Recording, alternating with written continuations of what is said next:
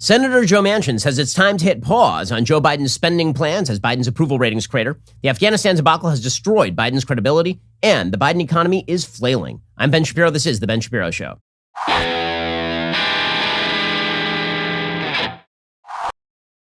The Ben Shapiro Show is sponsored by ExpressVPN. Your data is your business protected at expressvpn.com/Ben. We'll get to all the news in just one moment. First, this is your reminder that your data is indeed vulnerable to people who are not you online. And you're constantly using the online world, right? You're making payments or you're sending emails. Well, all of that data is accessible by people who are not you, whether we're talking about your ISP or whether we're talking about hackers. Every time you connect to an unencrypted network in cafes, hotels, airports, etc., your online data is not secured. Any hacker on the same network can gain access to and steal your personal data, passwords, financial details, you name it. And today, it doesn't take advanced technical knowledge to hack somebody. Just some cheap hardware is needed. A smart 12-year-old could do it. That's why I recommend ExpressVPN. ExpressVPN creates that secure, encrypted tunnel between your device and the internet so that hackers can't steal your sensitive data. Not only is it incredibly secure, it is also super easy to use. Just fire up the app, click one button to get protected. ExpressVPN works on phones, laptops, tablets, and all your devices so you can stay secure on the go. Secure your online data today by visiting expressvpn.com/Ben. That's expressvpn.com/Ben. You can get an extra 3 months for free. Again, it's expressvpn.com/Ben. Alrighty, well, we are very early on in the Joe Biden presidency, and it seems like this thing could be theoretically kind of over already. It is pretty obvious that next year, Republicans have a solid leg up when it comes to the possibility of taking the House. It now looks as though they have a very solid shot of taking the Senate if polls are to be believed from places like New Hampshire, where John Sununu is now up something like 7 or 8 points on his Democratic opponents. If Republicans take back Congress, Joe Biden effectively gets nothing done for the next couple of years, which means he has a very short window of time to ram things through. Here is the problem. In order for him to ram things through, he needs complete solidarity, particularly in the Senate, where he has a 50-50 split with the Republicans, with Kamala Harris, his vice president, breaking the tie. Again, that wouldn't have happened if Donald Trump had not intervened in the Georgia Senate races and talked all about how Georgia's voting system was a complete waste of time and all of this. But put that, be that as it may, put that aside. The bottom line here is that he still has a very, very narrow pathway to getting things done in the United States Senate. And that requires solidarity among Democrats. In order to cudgel people like Kyrsten Sinema and Joe Manchin into doing what Joe Biden wants, he really needs to have some coattails. Joe Biden himself needs to have coattails. Because here's the thing. When it comes to things like budget reconciliation, you can do this thing with 50 votes. Pretty much everything else, you require 60. Manchin and Sinema, who are both from red states. Sinema, you might say, is from a purple state, but one of the reddest states in the country is West Virginia. Neither of them are going to break the filibuster. They've made this very clear over and over and over, no matter how many times the activist media asks them about it. So that means that basically everything has to get done through budget reconciliation. Well, the giant omnibus packages that are being pushed by Joe Biden are not on their face particularly pleasant for either of those senators, for either Sinema or for Manchin. They're not popular in Arizona. They're not popular in West Virginia. And remember, senators are not answerable to the quote-unquote national polling. They are answerable specifically to the people who are in their own states.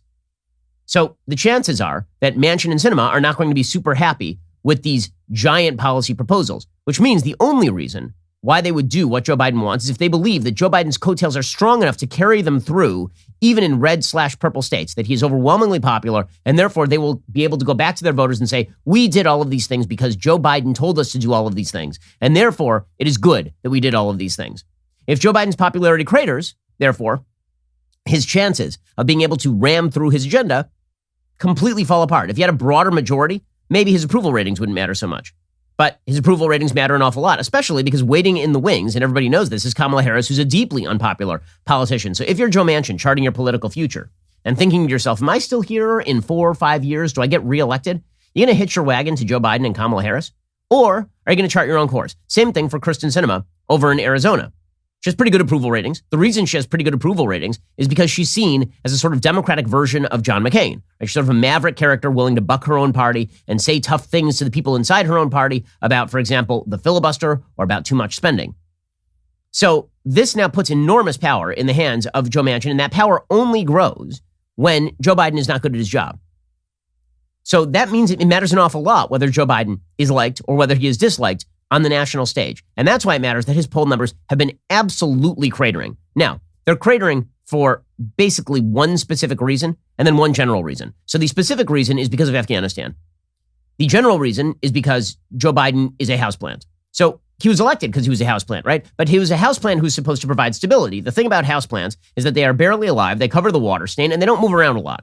You don't have to worry about the houseplant. You leave the house for work in the morning, you come back, the houseplant's in exactly the same place. Maybe it's grown a little bit. That's pretty much it. But Joe Biden, elected as a houseplant, is actually turning out to be the plant from Little Shop of Horrors, right? He's eating everything else. In terms of policy, he's very much alive, even though in terms of sentience, he is not. And so if you voted for Joe Biden, or if you are somebody in the middle who's kind of warm to Joe Biden, you're kind of getting the worst of both worlds. You're getting the non-sentient, non-charismatic president. Right? He's not like Obama in any of the areas of charisma or magnetism or personal draw. And you're getting the radical policy of Barack Obama, except on steroids, because actually Joe Biden's policies are way more radical than Barack Obama's were at this point, even in his presidency. And Obama was really radical on policy this early on in his presidency. And so every time Joe Biden now appears and seems to be doddering his way through a press conference, it hurts him rather than helping him. If you were a moderate and he were doddering his way through, people would be willing to say that that's kind of a feature, not a bug. All right, he's doddering, but the reason he's doddering is because we elected somebody to dodder. The whole point is we wanted somebody who moves slowly, incrementally, somebody who is not going to be threatening. Okay, but if he's threatening and also doddering, now it just seems like things are spinning out of control. And so every press conference that he has where he seems incapable of holding it together is a serious problem for him. That's why the Afghanistan debacle made so clear that he is just not in control, right? Even when he makes a call, those calls are so incapable of meeting with any sort of good policy that this seems like an administration where the brakes have been taken off and you literally have an octogenarian in charge of the car driving directly at a crowd. And everybody's kind of freaking out about that, which means that if you're a moderate on the fence, if you're Joe Manchin, or if you're Kristen Sinema, you're like, I don't want to be in this car. The future of this car is not good. Okay, so let's go to the doddering of Joe Biden, and then we'll get to the policy of Joe Biden. So when it comes to the doddering of Joe Biden, he just continues to lie and futz around. It really is not good for him. All of these things add up. Right? The way that people make decisions about politicians typically is that over and over and over, their preconceived notions about those politicians are either rejected or reinforced. Joe Biden every day is reinforcing the fact that he is not with us, that his policies are radical and he's not in control, that this is a car careening out of control, no brakes, octogenarian at the wheel who should have had his license revoked at least 5 years ago. Here was Joe Biden yesterday. He was doing a kind of meet and greet with a bunch of so-called Jewish leaders. I say so-called because a lot of the Jewish leaders that he was meeting with aren't particularly Jewish in any sort of religious sense. And they kind of lead Reconstructionist synagogues that don't reflect any of the principles of the Torah, that are not particularly interested in Jewish philosophy. But put that aside, Joe Biden is speaking to them, and he starts just telling lies about visiting the Tree of Life Synagogue. It turns out that he did not. The Tree of Life Synagogue, of course, was the site of the white supremacist shooting a couple of years ago. And he said he visited. He absolutely did not. He's just making things up. I remember spending time at going to the Tree of Life Synagogue, speaking with them. It just is amazing. These things are happening in America. Okay, and then he started doddering through a story about his daughter's wedding. He couldn't remember what was going on. It's very awkward. I mean, your grandpa is wandering off script. It's reminiscent. I think it's a Mitch Hedberg joke or a Jack Handy joke. That when I go, I want to go like my grandfather did, peacefully in his sleep, not like the passengers in his car screaming. That's the Democratic Party at this point, right? Here's Joe Biden again, kind of wandering off script into the cornfield. My daughter married a Jewish young man, and I dream of every Catholic father that she married a Jewish doctor. But all kidding aside, he did. He's a great surgeon. And they played, and my mind's going blank now. What's the song that is played where everybody is on the chair, everybody, what I can't remember it anyway. And that's the song that was played. So, I don't know what the hell's going on here. Inspiring stuff there from the President of the United States. Very, very, very inspiring stuff. And then he added on top of this, he says, he starts talking about never again. Now, this is where you move from the senile to the rather unforgivable. Here's Joe Biden talking about never again, which, of course, is verbiage that is used surrounding the Holocaust, that we as the world will never allow this sort of stuff to happen again. I have some questions for Joe Biden about this particular perspective coming out of his face, his doddering, old, collapsing face. Here's the President of the United States. I guess the point I want to make is that it just shows that if we walk away from never again, it's going to happen again. It can't happen again. And so I guess the point I'm making is that the attack in Pittsburgh, those attacks, all anti-Semitic attacks, aren't just a strike against the Jewish community. They're a strike against the soul of our nation. Okay, I'm just going to point out, when he says we can't allow never again to happen, this is the same president who is currently attempting to cut a deal with the genocidal Iranian regime to allow them a pathway to nuclear weapons. Okay, this is the same president of the United States who is currently talking about opening a Palestinian consulate in Jerusalem, reopening the wounds of a process that has completely failed and incentivizing terror attacks in the region against Jews. This is the same president of the United States who, on another front, you want to talk about never again, just abandoned 38 million people to today's Nazis, the Taliban, who are literally going to go around just murdering everybody they don't like. This is already happening in Afghanistan right now. This is the same president who's been making kind overtures to China, which has become increasingly aggressive, meanwhile holding in Xinjiang 1 million Uyghur Muslims in concentration camps. So when this guy says, I'm anti, never again means something to me, no, it doesn't. It absolutely 100% does not. It's a bunch of words that he thinks he has to say in front of people. And here's the thing. He has no credibility on these issues. He just doesn't. His own administration has completely... Afghanistan is a perfect case in point. He literally just said, we're for human rights when we have to say things about it. But when we actually have to, do something basic like leaving 2,500 troops there with no actual combat casualties in a support role, then I won't do that. He is so unwilling to stand up for human rights. I mean, don't talk the language of human rights if you are literally unwilling to make even the most minute sacrifices on behalf of human rights. And not just human rights, by the way, American interests in Afghanistan, but as long as he's going to be saying never again. In the Jewish community, there's been talk for decades about why it was that the Allies didn't bomb the rail lines during the Holocaust. Why didn't the Allies send a few planes and just bomb the rail lines that were connecting various cities to the concentration camps? And the defense has always been, it was the middle of a war. You have to use those bombs where they are best utilized, namely against Nazi troops in more strategically necessary areas. That's an open argument, historically speaking. Okay, but here, we are not even talking about even that kind of sacrifice. We are talking about the United States of America leaving in place people who are already there, doing the things they were already doing to prevent people from being shot in the face for walking in the street without a veil. And Joe Biden wasn't even willing to do that. So no, I'm not particularly interested in hearing about never again from this doofus. I mean, his credibility is shot. It's shot. Speaking of Afghanistan, the administration just has no defense for itself at this point. And Ned Price, for example, the State Department spokesperson, he was freely admitting yesterday that the United States left several hundred U.S.-funded journalists in Afghanistan. How many of those USAGM employees were there, or contractors rather, and how many family members are there? So I don't have a firm figure with me. It has been reported publicly that there are several hundred involved in that group. Okay. Also, the AP's Matt Lee, who's a pretty good foreign policy reporter, he also grilled Price, said how many green card holders are stuck over there. You just don't care about those people anymore, apparently. You must have some estimate of LPRs who are still there, who want to get out. And if you don't, why not? Well, Matt, let me first start with this issue of the 100 to 200. I'm just asking about green card holders.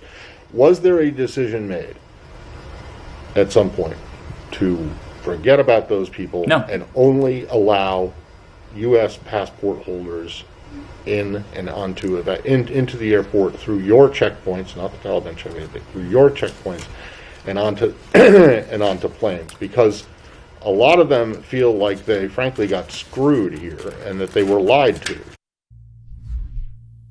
And, of course, they were screwed and they were lied to. There are parades, by the way, of Taliban fighters who are walking around in suicide vests. So these are our new allies over in the Middle East. One reporter slammed the Pentagon's John Kirby, who, again, has become the Baghdad Bob of this particular operation, saying, you keep saying this is a strategic success. I'm wondering exactly how.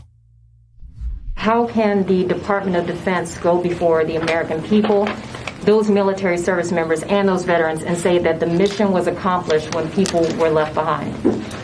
I think, Trace, we've been very clear that we don't believe the effort has concluded. The military mission of evacuation is over. We know there are people that didn't make it out, American citizens as well as special immigrant visa applicants. And the U.S. government is going to continue to look for ways to try to help them find safe passage out of the country. Now, the media predictably are beginning to spin on behalf of the Biden administration throughout all of this. There's an entire piece in the New York Times today talking about how the Taliban are going to be pragmatic. They're going to be awesome. According to the New York Times' Max Fisher, as Taliban commanders exchange their guns for the reins of power, some 38 million Afghans can do little but hold their breath and wait to see how their latest conquerors will rule. That uncertainty, also palpable in foreign capitals from Washington to Beijing, is compounded by the deep contradiction between the group's record of extremism and brutality during its prior reign from 1996 to 2000 and its promises of moderation today. There's no uncertainty. They're lying. They're not going to be moderate. They're going to do exactly what they want to do. By the way, Beijing has already said they're going to recognize the Taliban regime. But, says Max Fisher, the Taliban are, depending on how one counts, something like the 6th or 7th rebel group to take over a country in the modern era. While no two are exactly alike, certain patterns have emerged in how rebels rule. Some learn to govern effectively, even to modernize. Others collapse in chaos or renewed war. Some grow crueler in power, lashing out at their subjects in fear and insecurity. Others moderate, though mostly in search of legitimacy and foreign aid. But all seem to share a few traits. A tightly bureaucratic authoritarianism, albeit sometimes allowing a degree of political opening. A focus on controlling or coercing elements of society seen as tied to the old order. And a quest for foreign support and recognition as they strain to overcome the pariah status that tends to greet militants who shoot their way into power. So we can expect them that probably they're going to be, eventually they're going to turn into like regular ruling people seeking pragmatic relations with the rest of the, or alternatively, they are going to continue being the bunch of drug running, which is how they supported themselves from 1996 to 2001, drug running, Beijing supported terror group that they've always been. But got to swing that support back behind Biden. By the way, the fact checkers are doing yeoman's work on this. It's amazing. Like, if you just want to see what the Biden administration assigned fact checkers are doing today, check the right-hand side of the Twitter feed. The Twitter feed every single day has some sort of fact check targeting a minor fact that was put out there that was wrong while ignoring the far broader narrative. So there'll be a fact check about how, there was a helicopter and it was flying a guy around who's a member of the Taliban wearing a harness and it looked like maybe a guy was hanging from underneath and people mentioned this. That was not true. That was not true. Of course, the idea there is this is a very important fact check, super important. We're not going to fact check the President of the United States saying he always had a plan for this. We're not going to fact check the President of the United States saying no one expected that this thing was going to collapse as fast as it was. You're not going to fact check the President of the United States when he says this was historic success. Like, none of those things are worthy of a fact check. But it is worth a fact check that the person hanging from underneath the helicopter this time was not the body of an enemy. It was just a Taliban fighter, which means now it's good that they have our Black Hawk helicopters, obviously. The other fact check that made the rounds yesterday is the media attempting to defend Joe Biden for checking his watch repeatedly at the ceremony for the fallen at Dover Air Force Base. Okay, the USA Today actually had to change its own claim. They actually claimed it was outright false that Joe Biden checked his watch during the ceremony. Originally, they claimed it was outright false. Then it turns out there were multiple Gold Star family members who said, no, Joe Biden kept checking his watch over and over and over. I checked it 5, 10, 13 times during the actual ceremony honoring the fallen. So what did USA Today do? Did they revise their fact check? They only changed it to missing context. I'm not kidding you. They didn't say now that it's true that Joe Biden was checking his watch. They literally changed it to missing context. Here is their correction. This story was updated September 2nd to note that Biden checked his watch multiple times at the dignified transfer event, including during the ceremony itself. The rating on this claim has been changed from partly false to missing context. I was missing context, you see. It's amazing. They'll never just say Joe Biden checked his watch. By the way, the White House didn't even deny he checked his watch. Jen Psaki was asked about it. She avoided the question. But the media are in full spin mode for Biden because this has been very, very damaging for him. Don Lemon, who can always be counted on to defend the worst members of the Democratic administration, he said, Biden's getting beat up too much on Afghanistan. Man, it's not that big a deal. I mean, it's not like he's unvaccinated or something.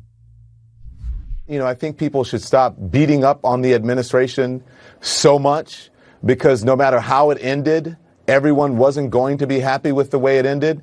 So if there's any silver lining in this, It's going to be what happens going forward. You can't change the past. You can't bring those lives back, as awful as that is. And so, I just think that sometimes, I think the administration is getting beaten up on this a little bit too much because there's a lot of blame to go around from 4 different presidents and who actually didn't have the guts to get us out of Afghanistan because they were afraid of this moment and what an exit might look like. Man, that guy is just journalisming everywhere, all over the Biden administration, all over their head. I mean, it's just wild, the levels of journalism that are going on right now there from Don Lemon. It's really, really well done. AOC, by the way, also defending the administration. So when AOC is defending Biden, things have gone wildly wrong for the administration.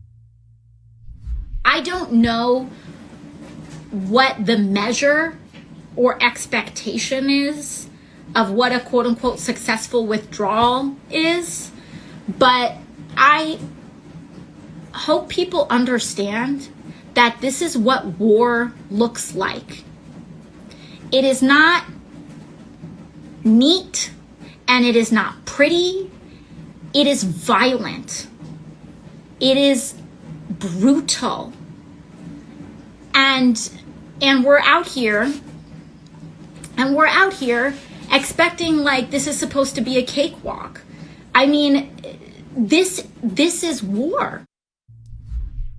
Okay, this is the same person who will condemn the Israeli government every time a civilian is killed when you have terrorists hiding behind civilians. This is the same person who will make light of riots in American cities. But, war is war, man. And if we got to leave a bunch of Americans behind in Afghanistan, that's what we'll do. This is famed women's rights advocate, AOC, who basically is just like, man, so we pulled out and there are 19 million women, most of whom are under the age of 25, living in Afghanistan. They're just going to be subjected to vicious rape repeatedly. But, it was rough. It was rough. So the defenses are not working. And herein lies the problem for Joe Biden. We'll get to that in just one moment. First, we are proud that GCU, Grand Canyon University, is a supporter of the Ben Shapiro Show.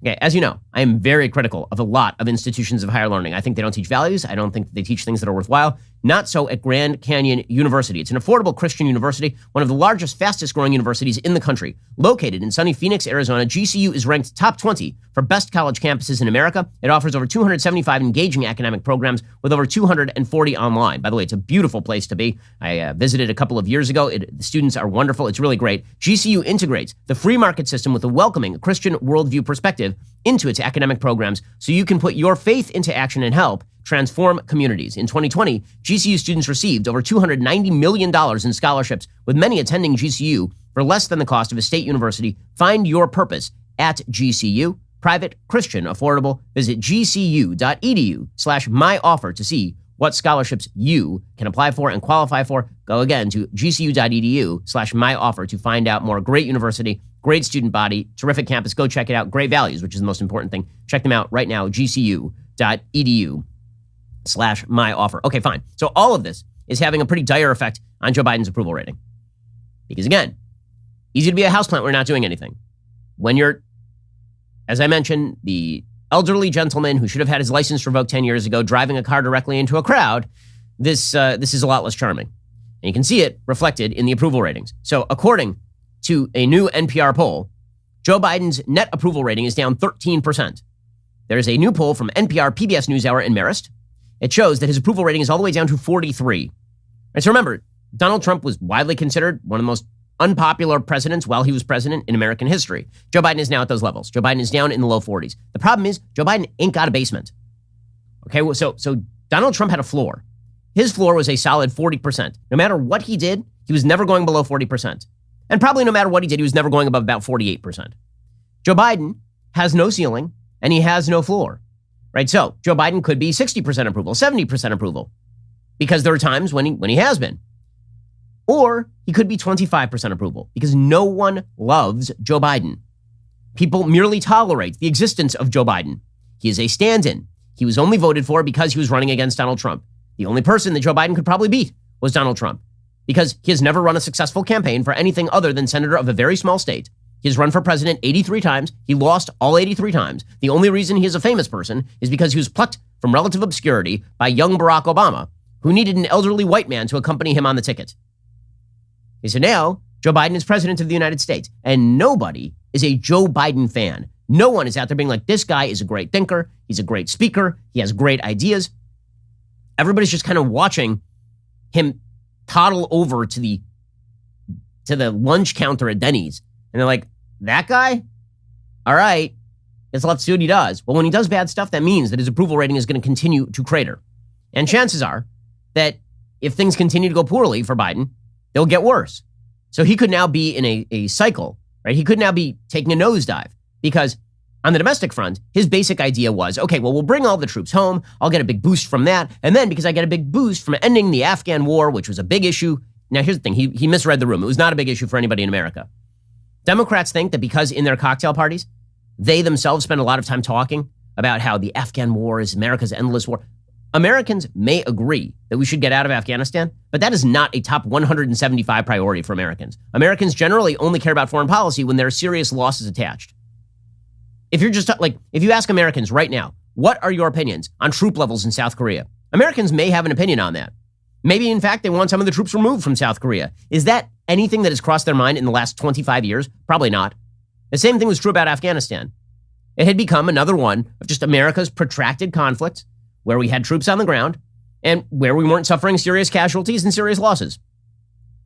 Joe Biden made it a top priority, and he misinterpreted because he thought that by doing this, he would be garnering some sort of public support and earning political capital he could then expend at home. The problem is he actually lost political capital, and now he's running a political capital deficit, and he has no place to borrow from. The bank is closed.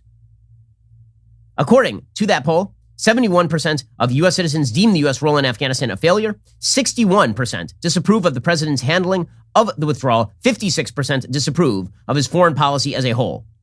Those are brutal ratings. The president's approval rating dropped by 6 percentage points from Marist's August poll, in which Biden earned a rating of 49%. His support from Democrats has dropped by 5 points by 10 among independents. His approval rating has also dropped since July's approval rating of 50%. His net approval rating was +5 in August, +7 in July. He is now at -8. Since the U.S. withdrawal from Afghanistan, Biden has lost the support of the majority of independents, a key voting group Biden won in 2020.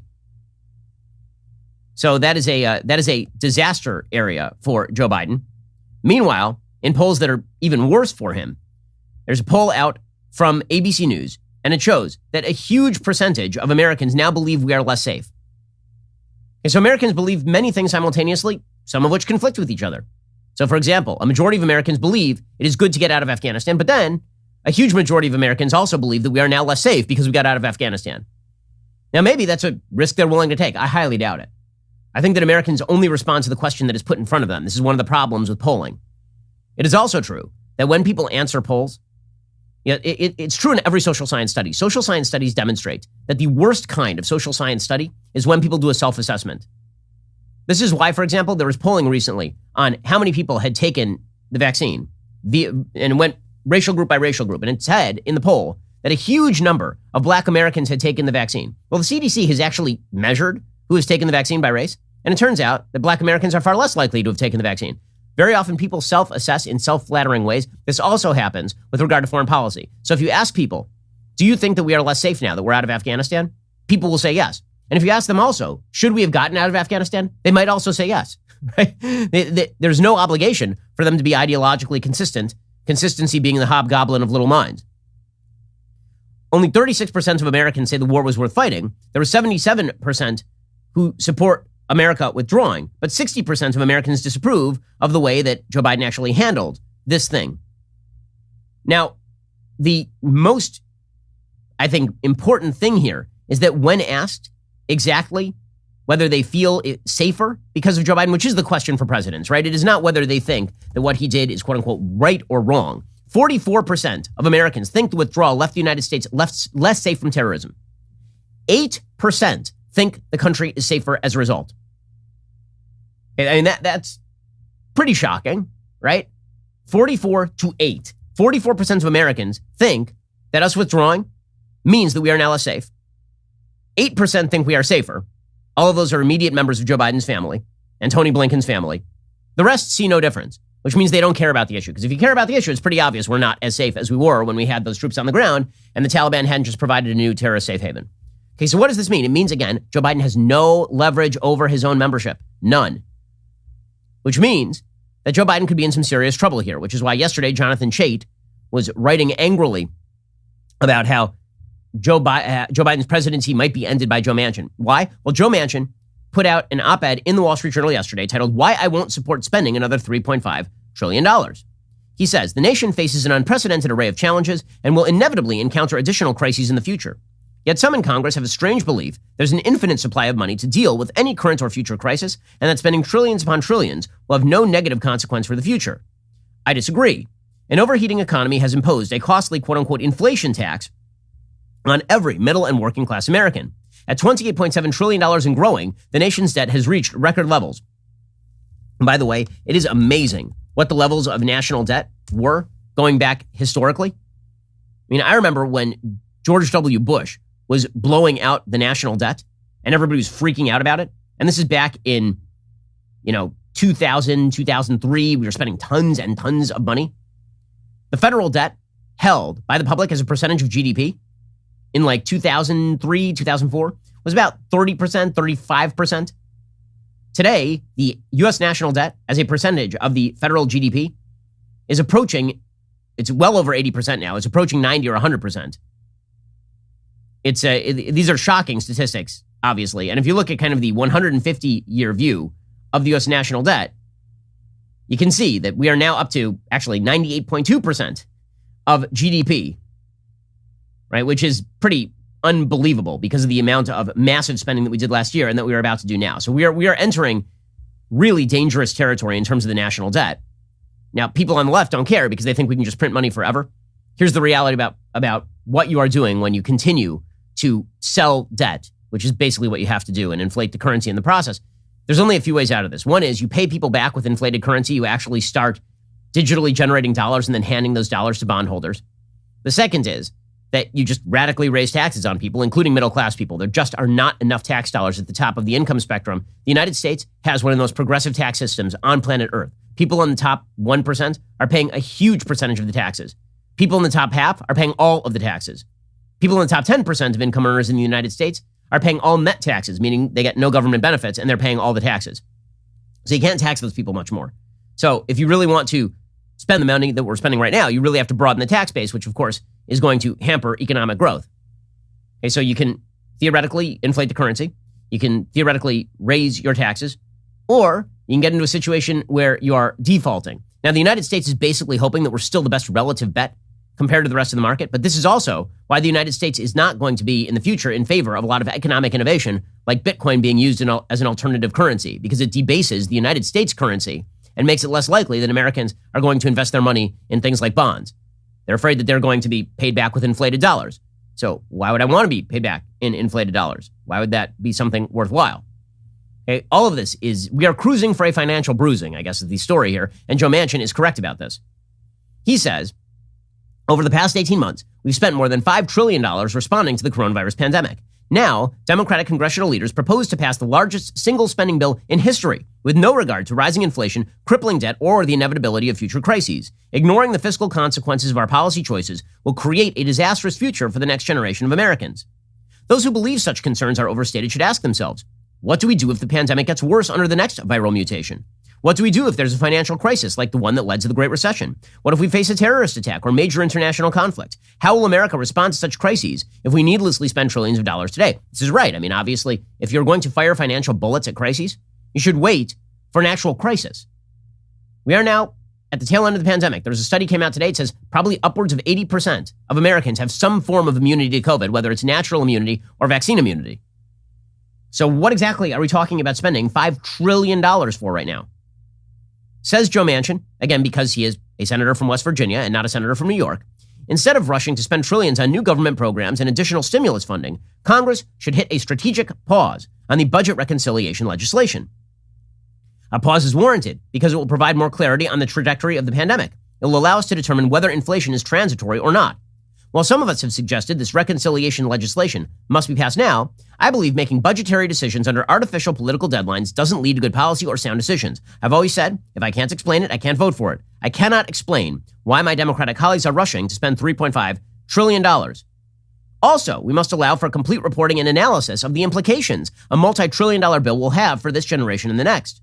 Such a strategic pause, says Joe Manchin, will allow every member of Congress to use the transparent committee process to debate. What should we fund? What can we simply not afford? He says, I, for one, won't support a $3.5 trillion bill or anywhere near that level of additional spending without greater clarity about why Congress chooses to ignore the serious effects inflation and debt have on existing government programs. This is even more important now as Social Security and Medicare trustees have sounded the alarm that these life-saving programs will be insolvent and benefits could be reduced as soon as 2026 for Medicare and 2033, a year earlier than previously projected for Social Security. Establishing an artificial $3.5 trillion spending number, then reverse engineering the partisan social priorities that should be funded isn't how you make good policy. Undoubtedly, some will argue bold social policy action should be taken now, says Manchin. While I share the belief we should help those who need it most, we must also be honest about the present economic reality. Inflation is rising. It is bleeding the value of Americans' wages and income. More than 10 million jobs remain open. Our economy has reached record levels of quarterly growth. This positive economic reality makes clear the purpose of the $3.5 trillion in new spending is not to solve urgent problems, but to re-envision America's social policies. While my fellow Democrats will disagree, I believe spending trillions more dollars not only ignores present economic reality, but makes it certain America will be fiscally weakened when it faces a future recession or national emergency. He says many in Washington have convinced themselves we can add trillions of dollars more to our nearly $29 trillion national debt with no repercussions, regardless of political party. Elected leaders are sent to Washington to make tough decisions and not simply go along to get along. For those who dismiss my unwillingness to support a $3.5 trillion bill as political posturing, I hope they heed the powerful words of Admiral Mike Mullen, former chairman of the Joint Chiefs, who calls debt the biggest threat to national security.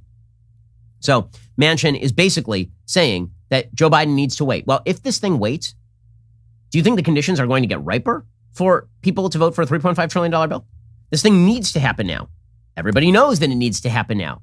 This is why Democrats are freaking out. This is why Jonathan Chait has a piece titled, Joe Manchin has put Biden's presidency in mortal danger. He says the mercurial senator calls for a pause when Democrats desperately need to move fast. He says this is the most bearish indicator for Biden. He says Manchin's rationale for demanding a pause is farcical, et cetera, et cetera, et cetera. And it's really bad and it's super terrible. But he says the compromise negotiated in the House requires an expedited schedule with an infrastructure vote by the end of the month. The sequence is still workable because all of the factions have an understanding of what they'll include in the social spending bill. Without that understanding in place, progressives have every incentive to vote down the infrastructure bill, which will in turn contribute to the impression of dysfunction and chaos. So, in other words, there's a deal in place. The deal basically was that Joe Manchin and Sinema would vote for the infrastructure bill, and then Nancy Pelosi would immediately ram through a reconciliation bill. Manchin is now saying hit pause. So that means the timeline just got blown up. This is what Jonathan Chait is pointing out. He says the sequence of Manchin's negotiations is especially likely to provoke distrust. He helped create a demand for a fast infrastructure vote, which necessitates the scramble to speed up the second bill. Indeed, the most reasonable demand House moderates have is to not be forced to vote for a larger bill than Manchin ultimately agreed to. His insistence on waiting freezes everything in place. The danger is this pause sets off a cycle of failure. Wealthy interests are belatedly mobilizing against the bill now. The Democrats' best chance is to move as fast as possible. Delay creates the impression of dysfunction, making Biden and Congress less popular, in turn reducing the popularity of any bill they pass, in turn making Congress more reluctant to support it. Joe Biden has no coattails. He can't force this thing through. This is a serious problem for the Democratic Party. We'll get to more of this in just 1 second. First, let us talk about the fact that the unknown came in 2020. It changed the workplace forever. Some of us are getting back to the office. Some of us are finding themselves in a new normal at home. The future of work has changed, so has the future of the chair you must sit on, the X chair. Let me tell you about the X chair. This thing is like sitting on a little slice of heaven. X chair's newest innovation, Elemax temperature regulation, will take your seating comfort to a whole new level. Patent-pending Elemax allows you to experience cooling, heat, and massage in your low back. If you're feeling a bit warm this summer, you can set your Elemax to cooling. The air conditioning in your home or office is cranked up too high. Set your Elemax to heating, warm up, and soothe tired muscles. If you're feeling stressed from too many Zoom calls, turn on Elemax Massage Therapy and relax. X-Chair's patented dynamic variable lumbar support was already best in class with incredible, responsive low back support. Now with Elemax, your comfort is guaranteed. Imagine regulating your body temperature and getting massage therapy while you're working. Like I say, it's like you're being massaged by angels while you sit and do your spreadsheets. X-Chair Elemax delivers cooling, heat, massage technology directly to your core. It increases blood flow, muscle recovery, and energy. That makes working from home or the office a joy. So head on over to xchairshapiro.com right now to get started. That's the letter X, chair, SHAPIRO.com, or call 1-844-4XChair for $100 off your order. That's 1-844-4XChair. Xchair has a 30-day guarantee of complete comfort. You can finance your purchase for as little as $30 a month. Go to xchairshapiro.com right now. Use code XWheels for free. X-Wheel Blade Casters. xchairshapiro.com to get started. Alrighty.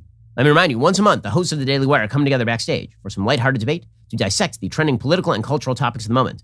I'm telling you, October is going to be a little different. It's kind of awesome. Instead of just tuning in from your home, you'll be able to see us live and on stage at the famous Ryman Auditorium in Nashville doing what we do best, making sense. So join me, Candace Owens, Jeremy Boring, Michael Knowles, Matt Walsh, and Andrew Clavin for a backstage like never before. So we had pre-sale tickets. They sold out literally within an hour yesterday. We have general admission tickets. Those went on sale at 10 a.m. today. We're offering 3 kinds of tickets. VIP tickets, those come with an exclusive gift and a meet and greet with us, followed by a ticket that comes with upgraded seating and a show poster. And finally, we've got general seating tickets. Whichever ticket you choose, I personally guarantee it's going to be an awesome time. Hurry, head on over to dailywire.com/Ryman to purchase your tickets before they sell out. Also, this Sunday, we have a special episode of the Sunday Special. Obviously, next week marks September 11th, the 20th anniversary thereof. We are leaving Afghanistan in ignominious defeat, handing the country back to the very people who helped perform 9/11. Joining us to discuss all of that is Condoleezza Rice, who's National Security Advisor on 9/11 and then Secretary of State under George W. Bush. It's a fascinating and sobering conversation. Here's a sneak peek. We were on Afghan territory fighting the counterterrorism fight alongside Afghans, alongside allies from NATO, using intelligence assets that we had developed to find bin Laden and kill him in Pakistan. That 20 years bought us a peace that I did not think possible on September 12th. Be sure to check it out over at dailywire.com, Apple TV, Roku apps, or on my YouTube channel, Ben Shapiro. Again, I think it's a really important episode. It's something you're going to want to share with friends and family. If you remember 9/11, and particularly if you know people who don't, it's a must-watch. You're listening to the largest, fastest-growing conservative podcast and radio show in the nation.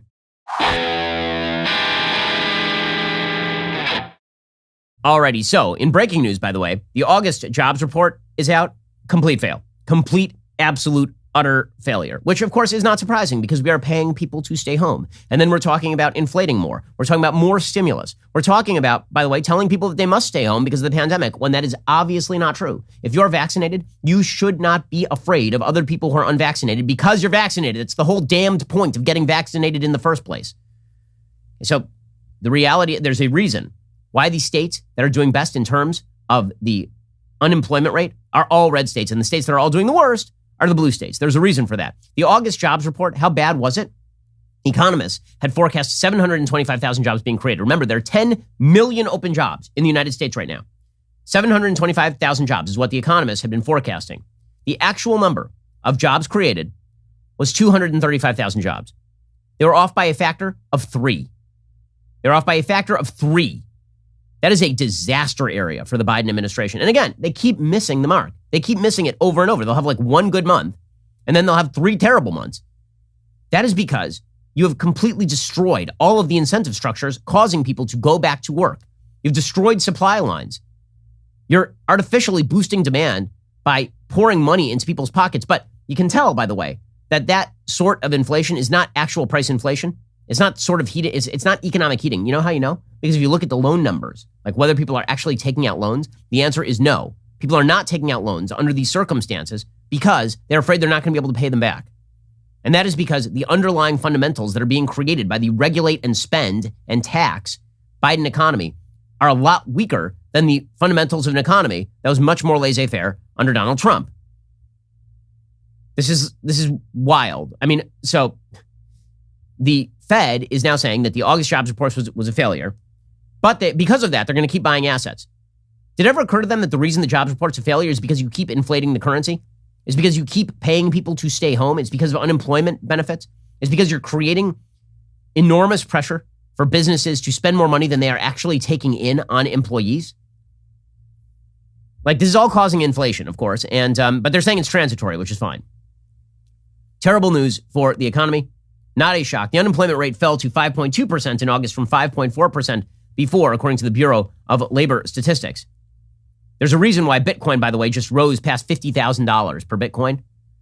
The reason for that is because people are now investing in some form of more solid asset than the United States dollar, given what the federal government is doing right now. By the way, according to the economic report, there were job losses in certain sectors. In the retail sector, almost 30,000 jobs lost. In the restaurant sector, 42,000 jobs lost. Okay, there were 36,000 jobs picked up in the entertainment sector. That's probably going to take a nosedive considering that Joe Biden continues to shut down the economy. That's amazing. What the people in the media, they're going to attribute this to the Delta spike. The reality is that the only reason that you are seeing shutdowns right now and tremendous fear right now is because the media have made it seem as though even if you are vaccinated, you should be afraid. This goes back to a point I was making yesterday about COVID, which really is the salient point. If you had to draw a chart of the worried and the unworried when it comes to COVID, I'm actually going to do it for you right now. Okay, here we have a circle. It's the worried. Here we have a circle. It is the unworried. Okay, these are the two circles of the American population. Okay, the unworried contain some people who are vaccinated, right? I'm unworried and I'm vaccinated. So some part of this circle are the vaccinated, okay? But the rest of this circle are the unvaxxed. The entirety of the people who are unvaxxed are unworried. I say that because if they were worried, they would go get vaxxed. It is the best solution to your worry is to get vaxxed. Okay, but then if you look at the circle of the worried, the entire circle is vaccinated of the worried. Okay, the entirety of the circle is vaccinated. So right now, you have the Biden administration basically telling the vaccinated to shut down the economy, worry about the vaccinated, worried. Okay, but those are the people who shouldn't be worried. We're now at the point where if you are a sentient adult in the United States and you don't have some unbelievably severe pre-existing condition in which your doctor says you shouldn't get a vaccine, you now have the option to do whatever the hell you want. If the economy is shutting down, it's because of Joe Biden. Joe Biden's credibility is shredded. He said he was going to stop the virus. He has not. He said that he wasn't going to kill the economy. He has. He has said that he was going to shore up our credibility on the international stage. Not only has he not done that, he's destroyed our credibility on the international stage. And now all the big hopes that he had for restructuring the nature of American government, they ride on Joe Manchin and Kyrsten Sinema. Yeah, this is an unsuccessful failed presidency, and we are not even a year in. That houseplant is beginning to wilt in serious fashion. Alrighty, we'll be back here later today with an additional hour of content. First, you cannot forget to end your week by checking out The Andrew Klavan Show. Drew's show is every Friday. He's got an exciting evening planned for you. Head on over to dailywire.com at 7 p.m. Eastern, 6 p.m. Central. Tune in. I'm Ben Shapiro. This is The Ben Shapiro Show.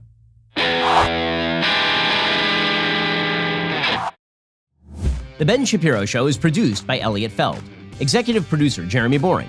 Our supervising producer is Mathis Glover. Production manager, Pavel Wydowski. Associate producer, Bradford Carrington. Host producer, Justin Barber. The show is edited by Adam Sayevitz. Audio is mixed by Mike Coromina. Hair and makeup is by Fabiola Cristina. Production assistant, Jessica Kranz. The Ben Shapiro Show is a Daily Wire production. Copyright, Daily Wire 2021. Hey everybody, this is Andrew Klavan, host of The Andrew Klavan Show. You know, some people are depressed because the republic is collapsing, the end of days is approaching, and the moon's turned to blood. But on The Andrew Klavan Show, that's where the fun just gets started. So come on over to The Andrew Klavan Show and laugh your way through the fall of the republic with me, Andrew Klavan.